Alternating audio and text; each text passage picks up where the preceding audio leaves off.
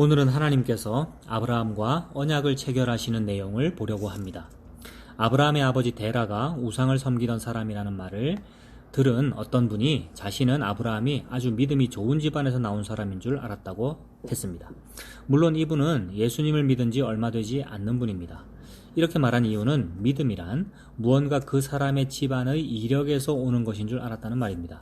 그래서 우리는 믿음이라고 하면 하나님께서 값없이 주신 은혜의 선물이라고 생각하는 것이 아니라 자꾸만 자기 자신에게서 무엇이 나오는 것으로 착각합니다. 그러나 성경에서 증거하는 믿음은 사람에게서 원인이 되어 나오는 것이 아닙니다.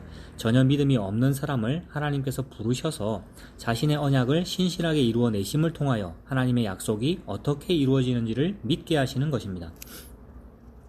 그러므로 믿음이란 하나님께서 믿게 하여 주셔야 한다는 말입니다. 다른 말로 하면 믿음이란 내가 열심히 믿고자 하는 나의 열심이 아니라 하나님의 열심이 우리에게 임하여 믿게 된다는 말입니다.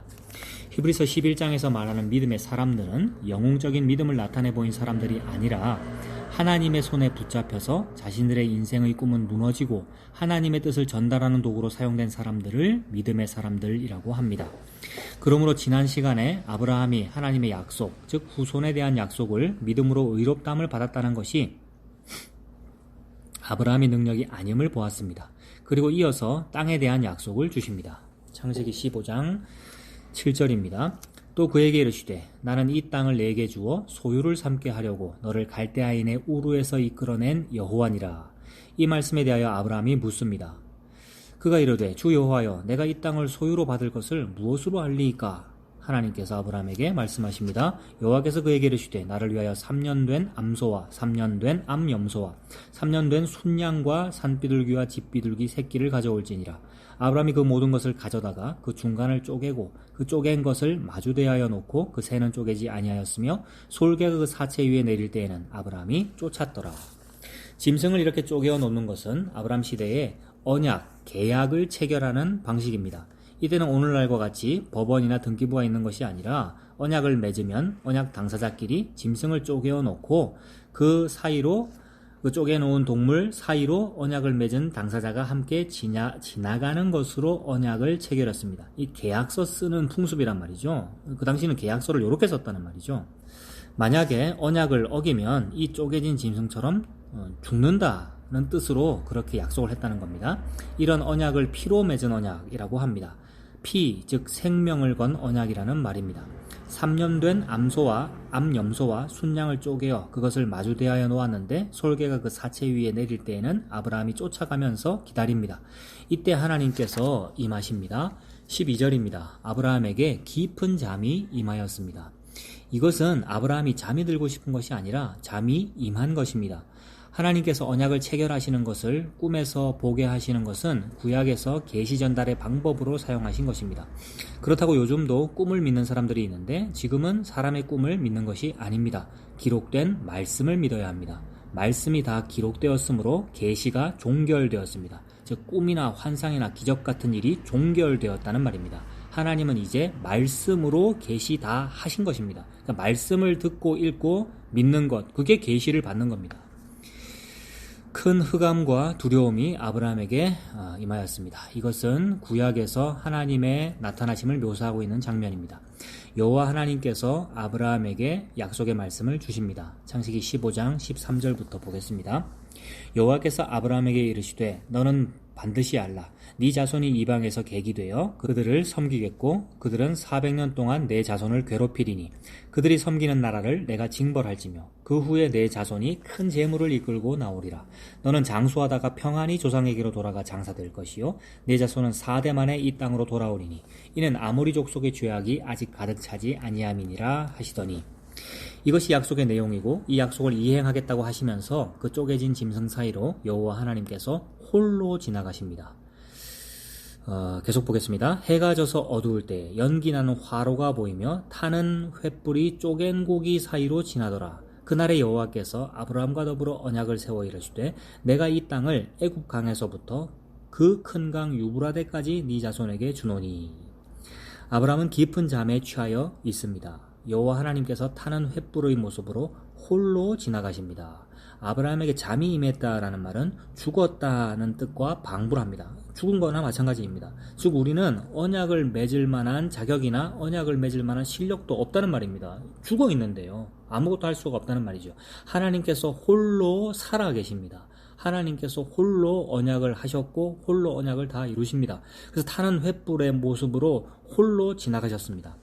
그리고서는 언약을 세웠다라고 합니다. 아브라함 보고 네가 나랑 약속했다. 내가 너랑 약속했고 네가 나랑 약속했다. 서로 언약이 맺어졌다.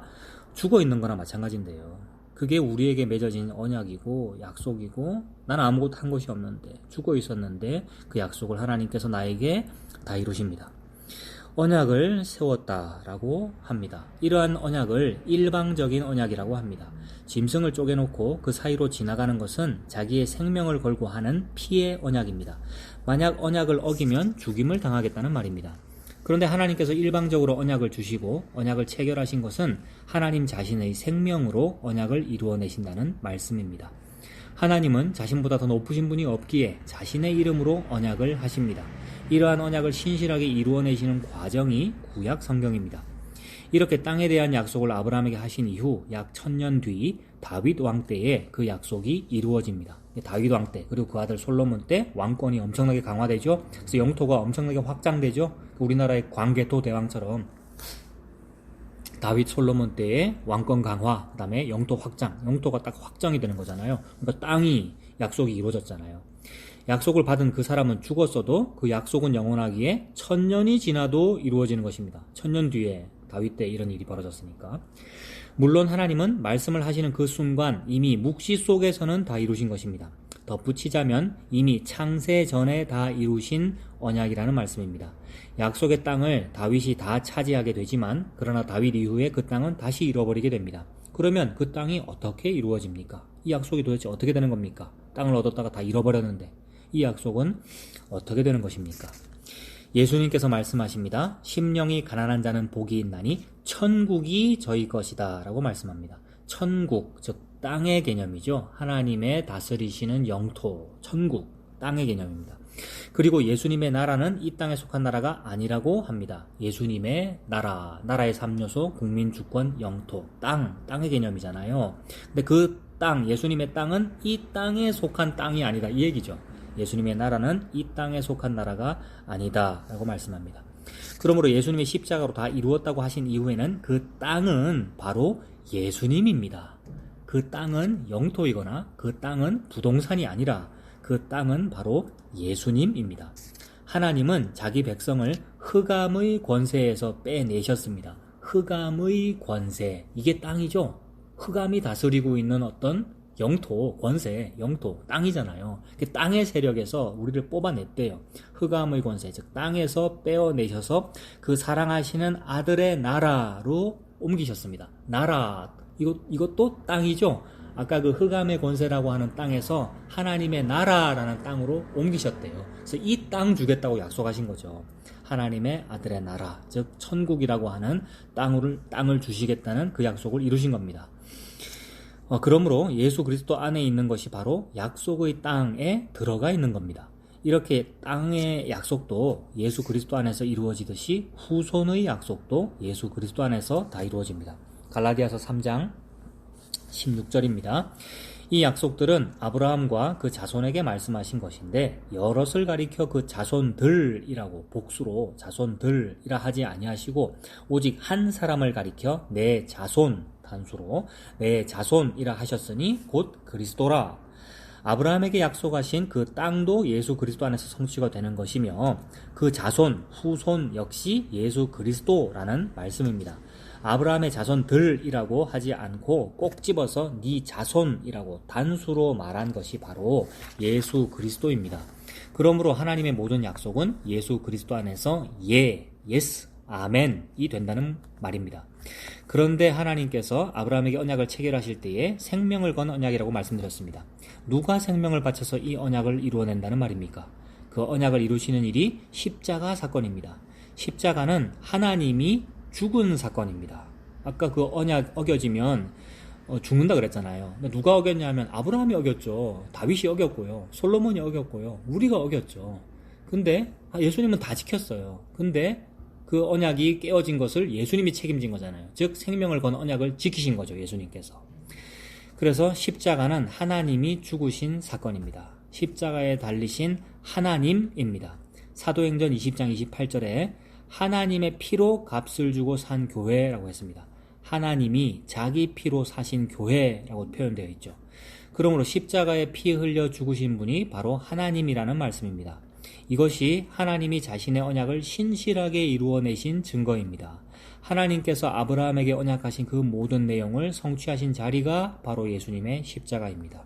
이로써 하나님은 자신의 언약을 신실하게 이루어내신 것입니다. 이것을 믿는 것을 믿음이라고 합니다.